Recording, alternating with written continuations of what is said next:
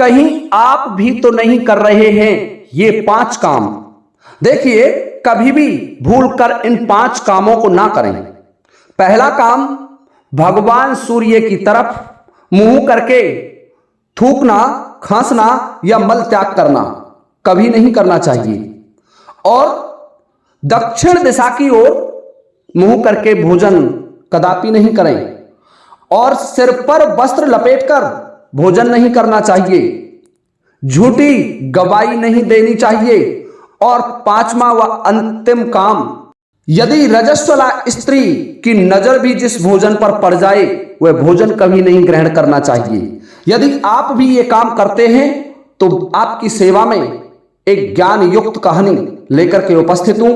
आज से ही इन कामों को करना छोड़ दें, अन्यथा बहुत बड़े पाप कर्म आप कर रहे हैं और बहुत बड़ा कष्ट भोगने के लिए तैयार रहें। आप पर बहुत बड़ी विपत्ति आ सकती है। तो आइए श्रोताओं, आज का ये रहस्यमय पौराणिक वीडियो मैं आपकी सेवा में लेकर के उपस्थित हूं। वीडियो बड़ा ही ज्ञानवर्धक है, रहस्यमय कथा है जो आपकी सेवा में प्रस्तुत की जा रही है। आप देख रहे हैं यूट्यूब चैनल अद्भुत कहानी स्टार। आप सभी का इस चैनल पर हार्दिक स्वागत और अभिनंदन करता हूं।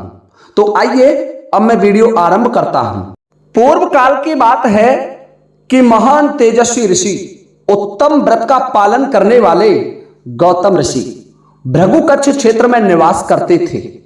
परंतु भ्रमण करने के उद्देश्य से, भगवान सोमनाथ के दर्शन करने के उद्देश्य से प्रभास क्षेत्र में चले आए। और जब प्रभास क्षेत्र में आए तो उन्होंने परम पावन भगवान सोमनाथ जी के दर्शन किए। सोमेश्वर के दर्शन संपूर्ण करने के पश्चात वहां उपस्थित जितने भी तीर्थ थे उन सभी तीर्थों में महर्षि गौतम ने स्नान किया। और स्नान करने के बाद उस प्रभास वन क्षेत्र में भ्रमण करने के लिए निकल जाते हैं। देखिए श्रोताओं, ध्यान से सुनने की बात है। घूमते घूमते उस तीर्थ क्षेत्र में महर्षि उस क्षेत्र की सीमा पर पहुंच जाते हैं जहां वैष्णव वन आरंभ होता था, जो श्री हरि विष्णु का बड़ा प्रिय क्षेत्र था। वैष्णव वन भगवान विष्णु के द्वारा उत्पन्न एक वन क्षेत्र है जिसके दर्शन मात्र से ही सभी पापों का नाश हो जाता है। देखिए श्रोताओं, जब महर्षि गौतम वैष्णव क्षेत्र की सीमा पर आए तो वहां वो देखते हैं कि महाभयंकर विशालकाय 5 विशालकाय शरीर वाले प्रेत वृक्षों की शाखाओं पर बैठे हुए थे, जिन्हें देख करके महर्षि गौतम का शरीर कांप जाता है, थर्राने लगा उनके डर से। देखिए श्रोताओं, उन प्रेतों को देखकर भय से उद्विग्न महर्षि गौतम धैर्य धारण करके, कुछ सोच करके उन प्रेतों से कहने लगे, ये विकराल देह धारण करने वाले तुम लोग कौन हो? तुम्हारा शरीर विकराल है। तुम्हारे दांत और केशों को देखकर बड़े से बड़ा धैर्यवान भी अपना धैर्य खो देता है। वास्तविकता में तुम कौन हो? सत्य सत्य बताओ। जब महर्षि गौतम की बात उन प्रेतों ने सुनी, उन भूत आत्माओं ने सुनी, तो कहने लगे कि हे महर्षि, हे महामना, हम लोग प्रेत हैं और इस तीर्थ को, इसके पावन और पवित्र तीर्थ का नाम सुनकर के इसमें प्रवेश करने के लिए चले आए। परंतु हे प्रभु, जब हमने इस तीर्थ स्थल में, इस वैष्णव वन क्षेत्र में प्रवेश करने की कोशिश की तो कुछ अदृश्य शक्तियां हमारे सामने प्रकट हो गईं और उन्होंने मार मार कर हमें जर्जर कर दिया और इस क्षेत्र से हमें दूर कर दिया। हे भगवान, हम इस प्रतीक्षा में हैं कि हम इस वन क्षेत्र में प्रवेश कर जाएं। कोई भी तरीका ऐसा हो कि इस पावन क्षेत्र में प्रवेश करें और हमें मोक्ष प्राप्त हो जाए। हे भगवान, हमारा नाम, 5 भाई हैं हम, और हमारा नाम लेखक, रोहक, शीघ्रक, सूचक और पर्युषित है। गौतम ने पूछा, तुम लोग तो प्रेत योनि में पड़े हो और फिर भी तुम्हारे नाम इस तरीके के हैं, यह कैसे हो सकता है? आपने ऐसा क्या पाप किया? प्रेत बोले कि हे महर्षि, हे ऋषि श्रेष्ठ, ध्यान से सुनिए। मैं प्राचीन समय में एक राजा के यहां नौकरी करता था और लेखक का कार्य किया करता था। जब कोई याचक, कोई ब्राह्मण राजा के यहां दान लेने को आता और महाराज उसे दान देने का आदेश दे देते, तो मैं कलम से, मेरे आदेश से दान को निरस्त कर देता और महाराज को इसका पता भी नहीं चलता था। इसलिए मेरा नाम लेखक है। दूसरा कहने लगा कि हे प्रभु, हे भगवान, मेरा नाम भी सुनिए। मैं याचकों को देख करके याचकों से दी हुई दक्षिणा को छीन लेता था। राजा याचकों को दक्षिणा देते थे, उस दक्षिणा को मैं उनसे छीन लेता था और इस कारण से मेरा नाम रोहक हो गया। हे प्रभु, तीसरा कहने लगा कि ध्यान से सुनिए, मैंने ब्राह्मणों की चुगली खाई, महाराज के कानों में झूठी सूचनाएं प्रसारित करता रहा। जो दीनहीन राजा के यहां अपना जीवन यापन करते थे, अपनी आजीविका चलाने के लिए राजा के यहां 2 पैसे की नौकरी करते थे, उनकी महाराज से दिन प्रतिदिन चुगली करता रहा और इस कारण से मेरा नाम सूचक हो गया, सूचना देने वाला हो गया। चौथा कहने लगा, हे महाभाग, हे प्रभु, जब दीनहीन व्यक्ति याचना करने महाराज के पास आते तो मैं महाराज को सलाह देता था कि हे राजन, ये लोग इस धन का दुरुपयोग करेंगे, इसलिए इन्हें दान मत दीजिए। इसलिए हे प्रभु, मेरा नाम शीघ्र पड़ गया। पांचवा कहने लगा, पांचवा बोला कि हे प्रभु, मैंने जब भी किसी को दान दिया, किसी को भोजन कराया, तो मैं हमेशा बासी भोजन का भोजन कराता था। जो शेष बच जाता था, जिसको पर्युषित कहा जाता है, और उस पर्युषित भोजन को ही सदैव मैंने दान में दिया, इसलिए मेरा नाम पर्युषित हो गया। गौतम ने पूछा, संसार में कोई भी प्राणी बिना भोजन के नहीं रहता, अतः बताओ तुम लोग आहार में क्या खाते हो? देखिए श्रोताओं, प्रेत किसका आहार करते हैं, ध्यान से सुने। तो प्रेत कहने लगे, हे द्विज श्रेष्ठ, जहां भोजन के समय, ये बड़ा ही महत्वपूर्ण प्रसंग है, जहां भोजन के समय आपस में कलह होने लगता है। जिस घर में भोजन करते समय आपने देखा होगा झगड़ा हो जाता है, कलह हो जाता है, वहां उस घर के भोजन को तो हम ही खाते हैं। जहां मनुष्य बिना लिपि पुती धरती पर बैठ करके भोजन खाते हैं, जहां वो स्थान पवित्र नहीं होता, जहां ब्राह्मण शौचाचार से भ्रष्ट होते हैं, उस भोजन को हम ही तो करते हैं। जो पैर धोए बिना भोजन करता है, देखिए श्रोताओं, कभी भी बिना पैर हाथ धोए भोजन नहीं करना चाहिए। और जो व्यक्ति दक्षिण दिशा की ओर बैठ करके, जिसका मुंह दक्षिण दिशा की तरफ हो, भोजन करता है, उसके भोजन को प्रेत खाते हैं, उसके उस अग्र को सदा हम ही तो खाते हैं।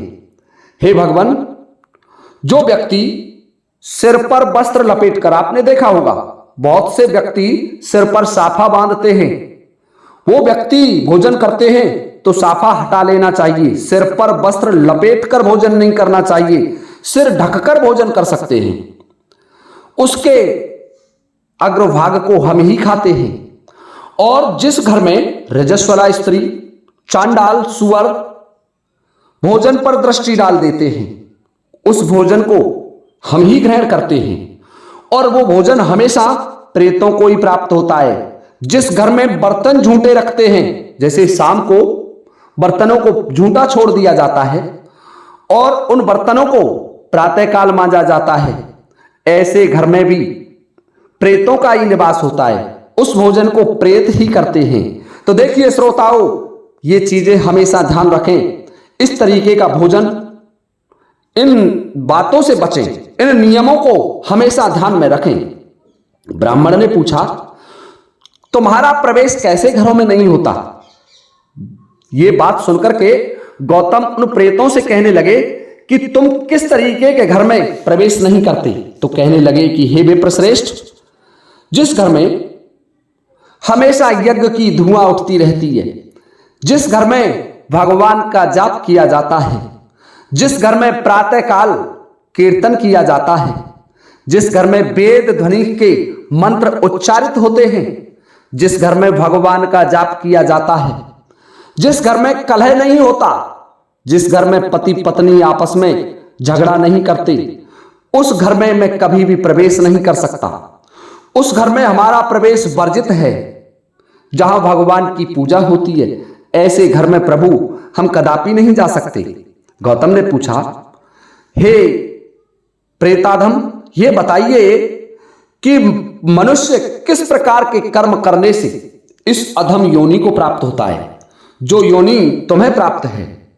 तो प्रेत कहने लगे कि हे महर्षि, उन लोगों को हमेशा प्रेत योनि ही मिलती है जो दूसरों का धन हड़प लेते हैं, जो गरीबों को परेशान करते हैं, गरीबों को सताते हैं, झूठे मुंह यात्रा करते हैं तथा गौ और ब्राह्मणों की हत्या करते हैं। वे हमेशा प्रेत योनि को प्राप्त होते हैं। जो दूसरों की चुगली खाने में लगे रहते हैं, झूठी गवाही देते हैं और न्याय के पक्ष में तो वे कभी नहीं रहते, पक्षपाती होते हैं।